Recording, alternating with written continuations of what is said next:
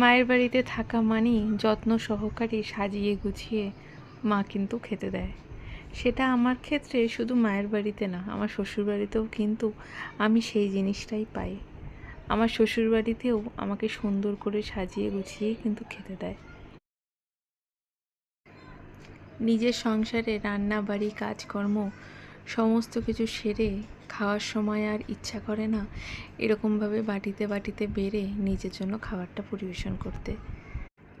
তাই যখন শ্বশুরবাড়িতে বা বাপের বাড়িতে থাকি তখন তারা যে এত সুন্দর করে সাজিয়ে গুছিয়ে দেয় সেটা কিন্তু ভীষণ ভালো লাগে। আরও খাবার থেকে বেশি যেন মনটাই ভরে যায়। মা আর আমি দুজন মিলে একসাথেই খেতে বসি যখন আমি মায়ের বাড়িতে থাকি তখন। তাই দুজন মিলে একসাথে খেতে বসে একটু ভাত কম দিয়েছিলাম।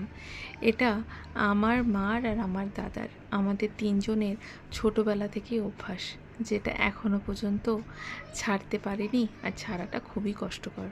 দুপুরবেলা শান্তি মতো পেট পুজো করে অল্প একটু ভাত ঘুম কিন্তু আমাদেরকে দিতেই হয়।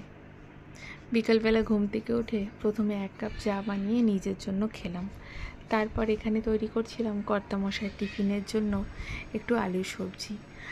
আমি যেহেতু মায়ের বাড়িতে আছি, এখান থেকে যেতে যেতে তো একটু রাত হবে, তাই এখান থেকে যাওয়ার সময় অল্প একটু কর্তামশাইয়ের জন্য সবজি বানিয়ে নিয়ে যাই।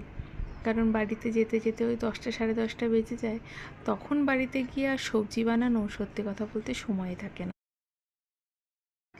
তাই যখন আমার মায়ের এখান থেকে যাই তখনই কর্তামশাইয়ের জন্য টিফিনটা অন্তত তৈরি করে নিয়ে যাই। না হলে না ওই রাত্রেবেলা বাড়ি গিয়ে সমস্ত কিছু নাকে মুখে লাগে আমার।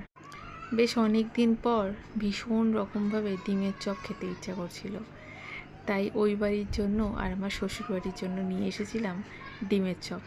শ্বশুরবাড়িতে এসে সবাই মিলে একসাথে